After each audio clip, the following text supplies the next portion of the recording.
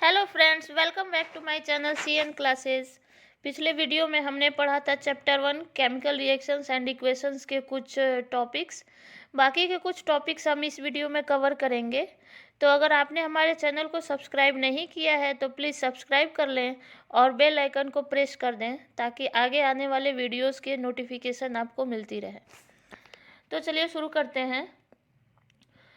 आज की इस वीडियो में हम पढ़ेंगे टाइप्स ऑफ केमिकल रिएक्शंस, जिसमें हम पढ़ेंगे combination reaction, decomposition reaction, displacement reaction, double displacement reaction, reactivity series. साथ ही हम पढ़ेंगे oxidation reactions, reduction reactions, redox reactions, corrosion और रेंसिडिटी। तो चलिए शुरू करते हैं। फर्स्ट ऑफ ऑल हमारा पहला टॉपिक है types of chemical reaction. Chemical reaction अलग अलग टाइप्स के होते हैं। फर्स्ट है combination reaction, the reaction in which two or more substances combine to form a new single substance. ऐसा रिएक्शन जिसमें दो या दो से ज़्यादा सब्सटेंस मिल करके एक नए सिंगल सब्सटेंस बनाते हैं, तो उसे हम कहते हैं कॉम्बिनेशन रिएक्शन। यहाँ आप एग्जाम्पल देख पा रहे हैं, जैसे कैल्शियम ऑक्साइड और वाटर मिल करके कैल्शियम हाइड्रोक्साइड बना रहा है। यहाँ पे दो सब्सटेंस हैं, कैल्शियम ऑक्साइड और वाटर, दोनों मिलकर के एक सिंगल सब्सटेंस बनाए कैल्शियम हाइड्रोक्साइड। तो ये एक कॉम्बिनेशन रिएक्शन है। दूसरा एग्जाम्पल हम देखेंगे, कैल्शियम हाइड्रोक्साइड, जिसको हम स्लेक्ट लाइम के नाम से जानते हैं, is used for white washing walls. Walls को वाइट करने के काम में आता है। It react with carbon dioxide to form CaCO3, जिसको हम पढ़ते हैं calcium carbonate, and gives us a shiny finish to the walls. Calcium hydroxide जब कार्बन डाइऑक्साइड के साथ रिएक्ट करता है तो कैल्शियम कार्बोनेट बनाता है, साथ ही इसमें वाटर बनता है। तो कैल्शियम कार्बोनेट का कलर पूरा वाइट होता है, जिसकी वजह से वॉल्स हमें पूरे वाइट कलर की दिखाई देने लगती है, या फिर यूँ कह सकते हैं कि शाइनी फिनिश मिल जाती है वॉल्स को।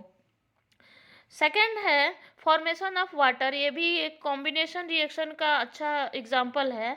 जब हाइड्रोजन और ऑक्सीजन दोनों मिलते हैं तो वाटर बनाते हैं। इसमें आप देख पा रहे हैं कि हाइड्रोजन और ऑक्सीजन, यहाँ पे दो सब्सटेंस हैं जो मिल करके एक सिंगल सब्सटेंस बनाते हैं। ठीक है, नेक्स्ट एग्जाम्पल है बर्निंग ऑफ कोल। तो पिछले वीडियो में भी हमने पढ़ा था कि जब भी कोई बर्न होती है चीज़ तो उसका रिएक्शन ऑक्सीजन के साथ होता है। तो यहाँ पे कोल मतलब कार्बन, कार्बन को जब हम जलाते हैं यानी उसका ऑक्सीजन के साथ रिएक्शन होता है तो कार्बन डाइऑक्साइड बनती है, साथ ही हीट भी प्रोड्यूस होती है और लाइट भी। ठीक है, नेक्स्ट पेज पे देखेंगे। सेकेंड है decomposition reactions. Decomposition reactions, the reaction in which a single substance decomposes to give two or more substances is called decomposition reaction. ऐसा रिएक्शन जिसमें एक सिंगल सब्सटेंस टूट करके दो या दो से अधिक पार्ट्स में डिवाइड हो जाता है तो उसको हम कहेंगे डिकम्पोजिशन रिएक्शन। ये रिएक्शन डिकम्पोजिशन रिएक्शन जो है वो कॉम्बिनेशन रिएक्शन का बिल्कुल अपोजिट होता है। तो यहाँ पे देखेंगे decomposition reactions can be of 3 types. Decomposition reaction 3 तरह के होते हैं। फर्स्ट है thermal decomposition. Thermal decomposition, when A decomposition reaction is carried out by heating. जब एक डिकम्पोजिशन रिएक्शन हीट की वजह से होता है तो उसको हम कहते हैं थर्मल डिकम्पोजिशन। ठीक है, यहाँ पे एग्जाम्पल है फेरस सल्फेट को गर्म करने पे फेरिक ऑक्साइड, सल्फर डाइऑक्साइड और सल्फर ट्राइऑक्साइड बनते हैं।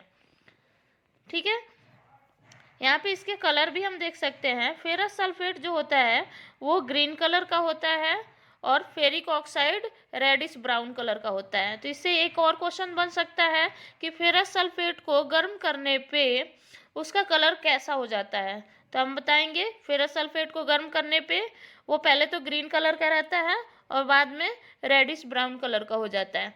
ठीक है। सेकंड एग्जांपल है कैल्शियम कार्बोनेट। पिछले जो रिएक्शन में हमने देखा था कैल्शियम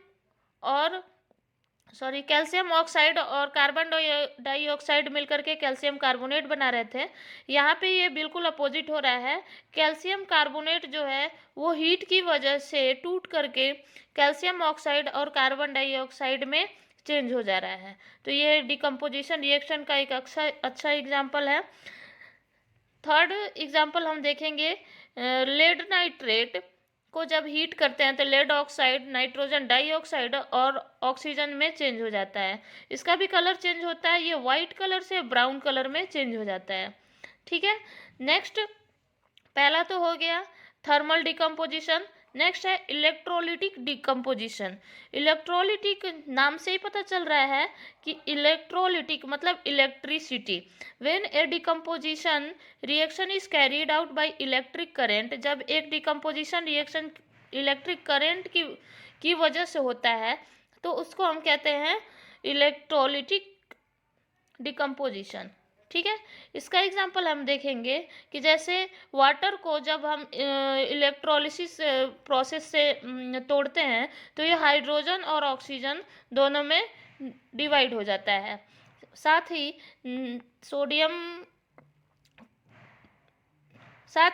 सोडियम क्लोराइड को जो हम ब्रेक करते हैं इलेक्ट्रिसिटी की हेल्प से, तो ये सोडियम और क्लोरीन में ब्रेक हो जाता है। थर्ड है फोटोलिटिक डिकम्पोजिशन। फोटोलिटिक नाम से ही पता चल रहा है, फोटो यानी फोटॉन्स मतलब होता है सनलाइट। तो when A decomposition reaction is carried out by light, जब एक डिकम्पोजिशन रिएक्शन लाइट या सनलाइट की वजह से होगा तो वो हो जाएगा फोटोलिटिक डिकम्पोजिशन। जैसे हम देखते हैं यहाँ पे सिल्वर क्लोराइड को जब सनलाइट देते हैं तो वो ब्रेक होता है सिल्वर और क्लोरीन में, जो कि वाइट से ग्रे कलर का हो जाता है। ठीक उसी तरह से सिल्वर ब्रोमाइड को जब हम लाइट देते हैं तो वो हो जाता है सिल्वर और ब्रोमीन में। The above two reactions are used in black and white photography. ये दोनों रिएक्शंस जो हैं, ये दोनों रिएक्शंस फोटोग्राफी में यूज किए जाते हैं। ठीक है। तो ये हो गए हमारे दो तरह के रिएक्शन, कॉम्बिनेशन रिएक्शन और decomposition reaction.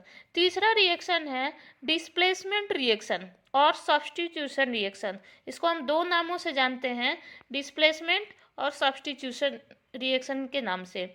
Displacement reaction is a chemical reaction in which a more reactive element displaces a less reactive element from its compound.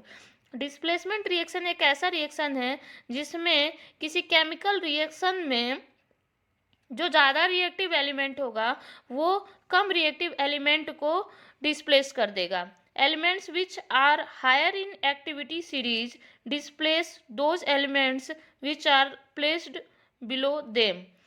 अब हम कैसे जानेंगे कि कौन सा एलिमेंट जो है वो कम रिएक्टिव है, कौन सा ज़्यादा रिएक्टिव है? तो इसके लिए एक सीरीज़ बनाया गया है जिसको हम रिएक्टिविटी सीरीज़ के नाम से जानते हैं या फिर एक्टिविटी सीरीज़ के नाम से जानते हैं। तो चलिए देखते हैं कि एक्टिविटी सीरीज़ होता क्या है। ठीक है। तो एक्टिविटी और reactivity series of metals refer to the arrangement of metals in the descending order of their reactivities। यहाँ पे रिएक्टिविटी के डिक्रीजिंग ऑर्डर में यहाँ पे देखेंगे कि सबसे ऊपर जो मोस्ट रिएक्टिव एलिमेंट है उसको रखा गया है। ये जितने भी एलिमेंट्स हैं सब मेटल्स हैं, potassium, sodium, calcium, magnesium, aluminium, carbon, zinc, iron, tin, lead, hydrogen, copper, silver, gold, platinum, ये सारे इसमें से एक दो को छोड़ करके बाकी सब मेटल्स हैं। तो देखेंगे कि इसको डिक्रीजिंग ऑर्डर में रखा गया है, इसी को हम कहते हैं रिएक्टिविटी सीरीज। सबसे ऊपर जैसे पोटेशियम जो है वो सबसे ज़्यादा रिएक्टिव है सोडियम से, सबसे ज़्यादा रिएक्टिव है, सोडियम से भी रिएक्टिव है, कैल्शियम से भी, इन सब से सबसे ज़्यादा रिएक्टिव है। साथ ही उससे थोड़ा सा कम रिएक्टिव सोडियम हो जाएगा। Next calcium, magnesium, aluminium, carbon, इस तरह से ये डिक्रीजिंग ऑर्डर में इसको लिखा गया है। मतलब कि अगर जो ज़्यादा रिएक्टिव होगा जैसे पोटेशियम जो है वो सोडियम को रिप्लेस कर देगा, सोडियम जो है वो कैल्शियम को रिप्लेस कर सकता है, सोडियम एल्युमिनियम को रिप्लेस कर सकता है। तो चलिए देखते हैं इस पे कुछ एग्जांपल्स। ठीक है, यहाँ देख सकते हैं कि आयरन और कॉपर सल्फेट दो हैं, यहाँ पे दोनों मेटल्स हैं आयरन और कॉपर, जिसमें इस हम रिएक्टिविटी सीरीज में देखेंगे कि आयरन जो है वो कॉपर से ऊपर है, मतलब कि आयरन ज़्यादा रिएक्टिव है कॉपर से। तो यहाँ पे क्या करेगा कि कॉपर सल्फेट जो है वो आयरन सल्फेट में चेंज हो जाएगा और कॉपर अलग हो जाएगा। फिर देखेंगे मैग्नीशियम और हाइड्रोजन सल्फेट, मतलब जिसको सल्फ्यूरिक एसिड के नाम से हम जानते हैं, उनमें से हाइड्रोजन से ज़्यादा रिएक्टिव मैग्नीशियम है, तो यहाँ पे मैग्नीशियम सल्फेट बन जाएगा और हाइड्रोजन अलग हो जाएगा। फिर देखेंगे कि पोटेशियम आयोडाइड जब क्लोरीन के साथ रिएक्ट करेगा तो पोटेशियम क्लोराइड और आयोडीन बन जाएगा। यहाँ पे हम देख पा रहे हैं कि क्लोरीन और आयोडीन ये दोनों तो इस सीरीज में नहीं थे, तो ये इस सीरीज में ज़्यादातर मेटल्स को रखा गया है। नॉन मेटल के कुछ अलग सीरीज मैंने बनाए हैं, चलिए देखते हैं नॉन मेटल का series, reactivity series of non metals. ठीक है, तो यहाँ पे मोस्ट रिएक्टिव जो है वो फ्लोरीन है, उससे कम क्लोरीन, फिर ऑक्सीजन, फिर ब्रोमीन, आयोडीन, सल्फर और रेड फास्फोरस। ये आप याद कर लेंगे, जिसके जब अगर ये आपको याद हो गया या समझ में आ गया तो इससे आप डिस्प्लेसमेंट रिएक्शन में कौन चीज़ को डिस्प्लेस करेगा ये आप अच्छे से समझ पाएंगे। ठीक है, नेक्स्ट चलते हैं। तो पहला तो था डिस्प्लेसमेंट रिएक्शन, अब ये है डबल डिस्प्लेसमेंट रिएक्शन, जिसको मेटाथेसिस रिएक्शन के नाम से भी जानते हैं। पहले वाले में जो डिस्प्लेसमेंट रिएक्शन था उसमें सिर्फ एक डिस्प्लेसमेंट हो रहा था, यहाँ पे डबल डिस्प्लेसमेंट नाम से ही पता चल रहा है कि डबल मतलब दो डिस्प्लेसमेंट्स होंगे। जैसे एग्जाम्पल के तौर पे देख सकते हैं कि यहाँ पे एक कंपाउंड है A+B-, जब भी हम कोई कंपाउंड लिखते हैं तो प्लस वाले को पहले लिखते हैं, जिसकी वैलेंसी प्लस में होती है उसको पहले लिखते हैं, माइनस वाले को बाद में लिखते हैं। मतलब कि केटायन को पहले लिखते हैं, एनायन को बाद में लिखते हैं। तो यहाँ पे A+ मतलब A केटायन है, B एनायन है। केटायन एनायन पे मैं एक अलग वीडियो बना दूंगी, आप उसमें समझ लेना। ठीक है, तो A+B- +C+D- ये दो अलग अलग कंपाउंड्स हो गए। जब इसमें डबल डिस्प्लेसमेंट होगा तो A के साथ ये वाला माइनस वाला आ जाएगा, A+ के साथ D- आ जाएगा और C+ के साथ B- आ जाएगा। एग्जाम्पल हम देख सकते हैं कि सोडियम क्लोराइड और सिल्वर नाइट्रेट ये दोनों जब रिएक्ट करते हैं तो इसमें सोडियम के साथ नाइट्रेट आ जाएगा और सिल्वर के साथ क्लोरीन आ जाएगा। ठीक है, तो बाकी के एग्जाम्पल भी आप देख सकते हैं। यहाँ पे हाइड्रोजन क्लोराइड और लेड नाइट्रेट का रिएक्शन कराया गया है, तो यहाँ पे हाइड्रोजन नाइट्रेट बन जाता है और लेड क्लोराइड बन जाता है। साथ ही देख सकते हैं कि जिंक सल्फेट और बेरियम क्लोराइड के साथ यहाँ पे बेरियम जो है इसको रिप्लेस करेगा और जिंक इसमें आ जाएगा, तो जिंक जो है वो हो जाएगा जिंक क्लोराइड और बेरियम सल्फेट। इसको हम बोलेंगे जहाँ पे दो डिस्प्लेसमेंट्स हो रहे हैं उसको बोलेंगे डबल डिस्प्लेसमेंट रिएक्शन। ठीक है, types of double displacement reaction कितने तरह के होते हैं, तो सबसे पहला दिया है precipitation. The reaction in which a substance forms which is insoluble in water are called precipitation reactions. ऐसे रिएक्शन जिसमें कोई ऐसा सब्सटेंस बनता है जो पानी में नहीं घुल सकता, तो उसको हम बोलेंगे precipitation reaction. The insoluble substance formed is known as precipitate. जो पानी में नहीं घुलने वाला सब्सटेंस बनता है उस सब्सटेंस को हम कहते हैं प्रेसिपिटेट। जैसे कि सोडियम क्लोराइड और सिल्वर नाइट्रेट दोनों जब रिएक्ट करते हैं तो सोडियम नाइट्रेट बनता है और सिल्वर क्लोराइड बनता है। पहले वीडियो में आपने हमारे देखा है कि मैंने कुछ बताया था कि सिंबल्स कैसे यूज़ करते हैं रिएक्शन लिखते टाइम। तो ये जब एरो नीचे की तरफ होगा मतलब प्रेसिपिटेट बन रहा है, उसमें कोई एक ऐसा सब्सटेंस बन गया है जो वाटर में वाटर में सॉल्युबल नहीं है। ठीक है, तो ऐसा रिएक्शन जिसमें प्रेसिपिटेट बनता है उसको प्रेसिपिटेशन रिएक्शन बोलेंगे। सेकंड है न्यूट्रलाइजेशन रिएक्शन। तो न्यूट्रलाइजेशन होता क्या है? Neutralisation is a type of double displacement. Neutralisation एक तरह का डबल डिस्प्लेसमेंट होता है in which the reactants are a base, जिसमें रिएक्टेंट एक बेस होगा और एक एसिड होगा, और प्रोडक्ट जो होगा वो सॉल्ट और वाटर होगा। तो न्यूट्रलाइजेशन रिएक्शन में एक बेस और एक एसिड रिएक्ट करके सॉल्ट और वाटर बनाते हैं। ठीक है, एग्जाम्पल हम इसका देखेंगे। सोडियम हाइड्रोक्साइड जो कि एक स्ट्रॉन्ग बेस है, और हाइड्रोजन क्लोराइड जो एक स्ट्रॉन्ग एसिड है। ठीक है, दोनों मिल करके क्या बना रहे हैं? साल्ट, सोडियम क्लोराइड और वाटर। दूसरा एग्जाम्पल है जिंक ऑक्साइड और हाइड्रोजन नाइट्रेट, जिसको नाइट्रिक एसिड के नाम से जानते हैं। ये दोनों मिल करके जिंक नाइट्रेट और वाटर बनाएंगे। जिंक नाइट्रेट जो है वो साल्ट है, जिंक ऑक्साइड बेस है, और जिंक ऑक्साइड बेस है और नाइट्रिक एसिड तो एसिड ही है। ठीक है, a neutralisation reaction is basically a reaction between H plus and OH minus ions. That is, एक तरह से देखें तो न्यूट्रलाइजेशन रिएक्शन एक बेसिकली एक ऐसा रिएक्शन है जिसमें H प्लस और OH माइनस आयंस रिएक्ट करके वाटर बनाते हैं। ठीक है, क्योंकि सारे जितने न्यूट्रलाइजेशन रिएक्शंस हैं सब में वाटर बन रहा है जरूर। ठीक है, एक साल्ट तो बनता है, उसके साथ वाटर भी बनता है। तो एक तरह से देखें कि न्यूट्रलाइजेशन जो है वो H प्लस और OH माइनस आयन के मिलने से वाटर का बनना है। ठीक है, नेक्स्ट देखेंगे। ये तो टाइप्स ऑफ रिएक्शंस तो एक तरह से ख़त्म हो गए। नेक्स्ट है ऑक्सीडेशन। ऑक्सीडेशन के मैंने अलग अलग डिफिनीशंस लिखे हैं। ठीक है, तो फर्स्ट है oxidation is a reaction in which oxygen is added to hydrogen is added or oxidation is a reaction in which oxygen is added or hydrogen is removed from a substance. Oxidation एक ऐसा reaction है जिसमें oxygen को add किया जाता है और hydrogen को रिमूव किया जाता है।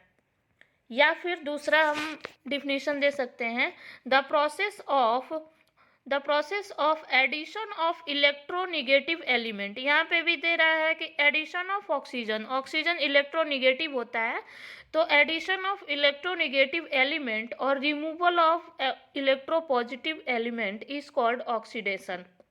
सेकेंड डिफिनीशन इसका हो गया। नेक्स्ट देखेंगे थर्ड डिफिनीशन जो कि काफ़ी इजी है और इससे आसानी से आप समझ सकते हो। The process in which there is a loss of electrons. ऐसा प्रोसेस जिसमें इलेक्ट्रॉन्स का लॉस होता है उसको हम कहते हैं ऑक्सीडेशन रिएक्शन। एग्जाम्पल हम देखेंगे, जैसे मैग्नीशियम है और ऑक्सीजन है, दोनों मिलकर के मैग्नीशियम ऑक्साइड बना रहे हैं। तो यहाँ पे मैग्नीशियम का जो वैलेंसी है, मैंने बोला कि वैलेंसी एनाइन के टाइम पे मैं एक अलग वीडियो बनाऊंगी, तब तक के लिए आप इससे समझ लें। मैग्नीशियम की जो वैलेंसी, मैग्नीशियम पे पावर क्या है? 0 है। ठीक है, जब ये ऑक्सीजन के साथ रिएक्ट करता है तो यहाँ पे ये क्या बना ले रहा है? 2MgO, मतलब MgO, मैग्नीशियम ऑक्साइड। यहाँ पे मैग्नीशियम की वैलेंसी कितनी हो गई? +2। अब प्लस में वैलेंसी तभी होती है जब कोई एलिमेंट जो है वो इलेक्ट्रॉन लॉस करता है। जैसे सोडियम है, सोडियम जब एक इलेक्ट्रॉन लॉस करता है तब इस पे सोडियम प्लस चार्ज लगता है। ठीक है,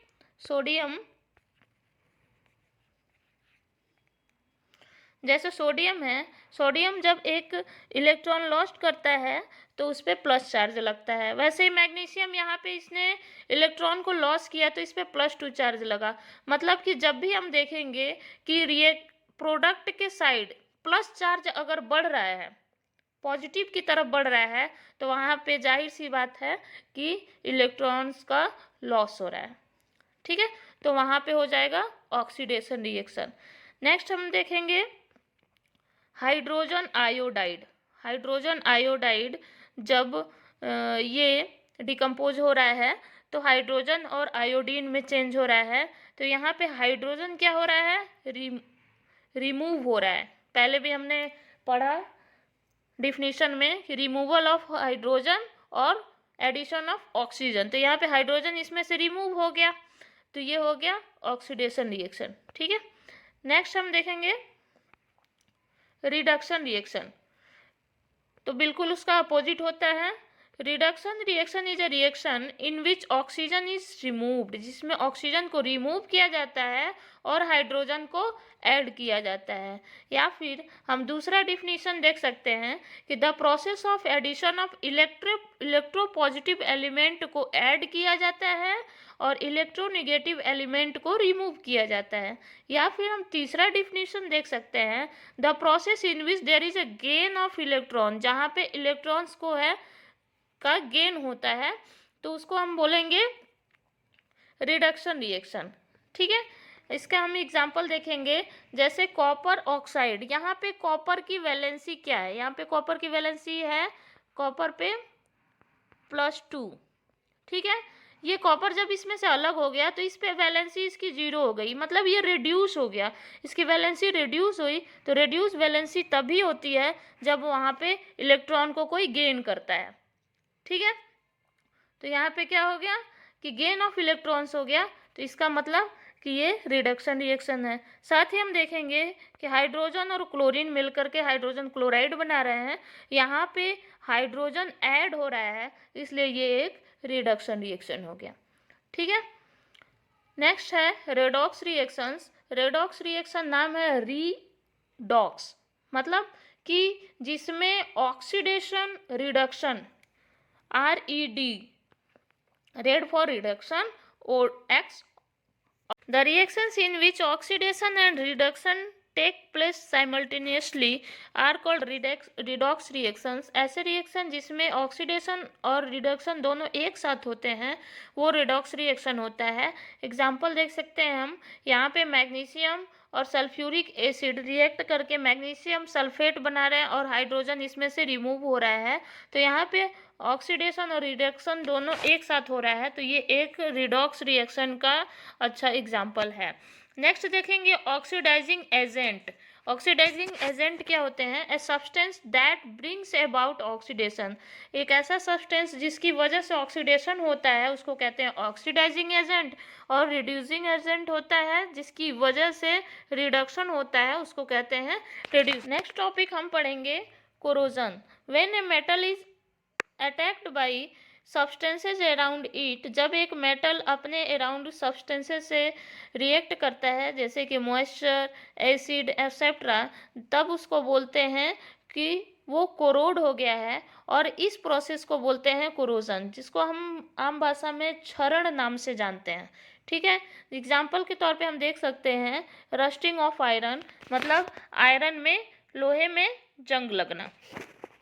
ठीक है, सेकेंड एग्जाम्पल हम देख सकते हैं, ये काफ़ी बार एग्जाम्स में पूछा भी गया है कि when copper vessels are expose to air and water, जब कॉपर के बर्तन को हम हवा और पानी में एक्सपोज कर देते हैं तो क्या होता है, तो उसका आंसर हो जाएगा दे स्लोली गेट टार्निश्ड, उसकी चमक धीरे धीरे कम होने लगती है, by acquiring a thin green oxide layer, क्योंकि उसके ऊपर ग्रीन कलर का ऑक्साइड लेयर जमने लगता है।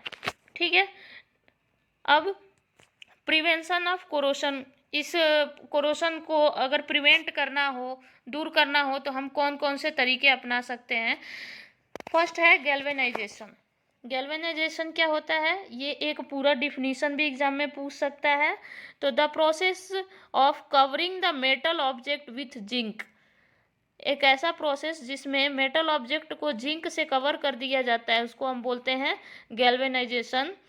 सेकंड है, अगर हम उसको किसी, पहला तो हम अगर जिंक से कवर कर दे तो वो गैल्वेनाइजेशन नाम से जाना जाएगा, अगर हम उस ऑब्जेक्ट को एल्युमिनियम से कवर कर दें तो वो एनोडाइजिंग नाम से जाना जाएगा। तो दोनों डिफिनीशन आपको याद करने पड़ेंगे। थर्ड है, या तो उस ऑब्जेक्ट को पेंट कर दें, अगर किसी ऑब्जेक्ट को पेंट कर देते हैं तो उसका कोरोशन होने की संभावना काफ़ी कम है, गैल्वेनाइजेशन। सेकंड है, अगर हम उसको किसी, पहला तो हम अगर जिंक से कवर कर दे तो वो गैल्वेनाइजेशन नाम से जाना जाएगा। अगर हम उस ऑब्जेक्ट को एल्युमिनियम से कवर कर दें तो वो एनोडाइजिंग नाम से जाना जाएगा। तो दोनों डिफिनीशन आपको याद करने पड़ेंगे।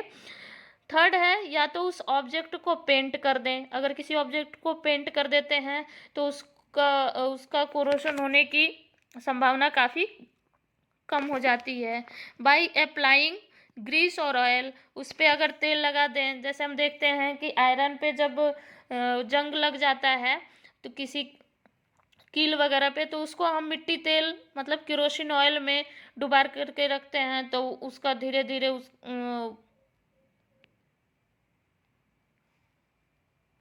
बाई अप्लाइंग ग्रीस और oil,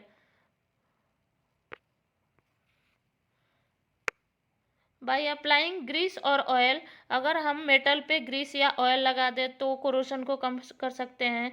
bye alloying it, alloying क्या होता है कि उसके हम कुछ मिश्र धातुएं बना दें, जैसे स्टील जो होता है, स्टील में मेन मेटल जो होता है वो आयरन ही होता है, लेकिन दूसरे भी मेटल्स मिला करके जब हम उसका एलॉय एक तरह से स्टील बना दिए तो उसमें जंग लगने की संभावना बहुत कम हो जाती है, ना के बराबर हो जाती है। ठीक है, नेक्स्ट देखेंगे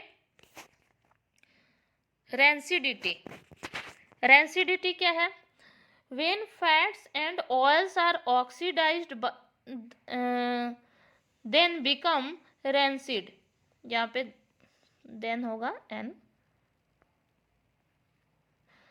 when fats and oils are oxidised then become rancid and their smell and taste change, this process is called rancidity. जब फैट और ऑयल्स जो हम खाते हैं या यूज करते हैं वो ऑक्सीडाइज हो जाते हैं तो वो रेंसिड मतलब बासी, एक तरह से बोल सकते हैं, वो बासी हो जाते हैं और उसका स्मेल और टेस्ट दोनों चेंज हो जाता है। इस प्रोसेस को हम रेंसिडिटी नाम से जानते हैं। The most important cause of rancidity is, rancidity का जो मेन कॉज होता है वो होता है deterioration in fats and fatty foods because of oxidation process, मतलब कि फैटी फूड्स में जब जो उसका फैट और ऑयल होता है वो ऑक्सीडाइज हो जाता है तो उसमें उस फैट और ऑयल की कमी हो जाती है जिसकी वजह से वो खराब होने लगता है। ठीक है, तो रेंसिडिटी का मेन कारण यह भी है, क्या? Oxidation of fats and oils, है ना। Usually substances which retard fat, ऐसे सब्सटेंस जो फैट का रिटार्ड मतलब विरोध करते हैं ऑक्सीडेशन और रेंसिडिटी आर कॉल्ड एंटीऑक्सीडेंट्स। ऐसे सब्सटेंस जो फैट का या फिर ऑक्सीडेशन का या फिर रेंसिडिटी का विरोध करते हैं उनको हम एंटीऑक्सीडेंट्स नाम से जानते हैं, जैसे कि BHT, butylated hydroxy toluene. BHT का फुल फॉर्म है ब्यूटिलेटेड हाइड्रोक्सी टोलुइन, जो कि एक तरह से लैब मेड केमिकल है जो फूड्स में प्रिजर्वेटिव के तौर पे यूज किया जाता है। ठीक है, सेकंड है BHA। BHA मतलब ब्यूटिलेटेड हाइड्रोक्सी एनिसोल, इसका नाम है, फुल फॉर्म है ब्यूटिलेटेड हाइड्रोक्सी एनिसोल, जो कि एक तरह से सिंथेटिक एंटीऑक्सीडेंट है, इसका भी यूज प्रिजर्वेटिव के तौर पे यूज किया जाता है। काफ़ी कॉस्मेटिक्स जो चीज़ें होती है जैसे लिपस्टिक में, मॉइस्चराइज़र में, इन सब को एक्सपायर होने से बचाता है और साथ ही फूड प्रिजर्वेशन में भी इसका यूज किया जाता है। ठीक है, vitamin E, vitamin C, spices such as sage and tejpatta और गुल मेहंदी का भी यूज किया जाता है फूड प्रिजर्वेटिव के तौर पे। ठीक है, अब यहाँ पे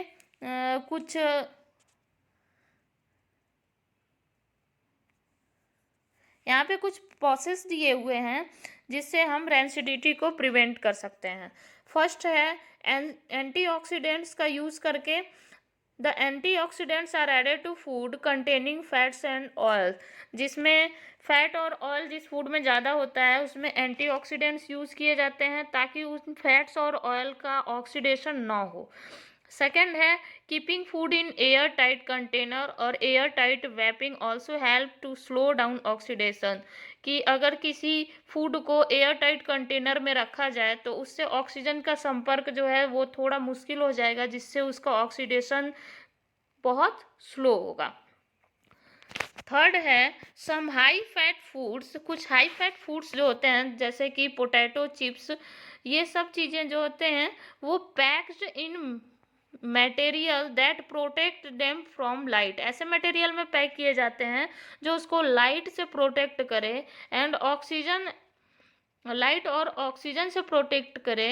एंड द कंटेनर्स, जो कंटेनर्स होते हैं वो जो फ्लडेड विथ नाइट्रोजन, उसको नाइट्रोजन से फिल किया जाता है ना, उसमें नाइट्रोजन भर दिया जाता है ताकि उसमें से ऑक्सीजन उससे रिएक्ट ना कर पाए, ज़्यादा से ज़्यादा नाइट्रोजन रहे। तो हम देखते हैं, हम बोलते हैं कि चिप्स के जो पैकेट्स आते हैं उसमें ज़्यादा तो हवा भरी रहती है, चिप्स थोड़े से रहते हैं, तो उसमें जो हवा होती है ना वो उसको प्रिजर्व करने के लिए रहती है ताकि वो चिप्स जल्दी ख़राब ना हो। और उसमें वो गैस होती है, कौन सी गैस होती है, नाइट्रोजन गैस, ठीक है।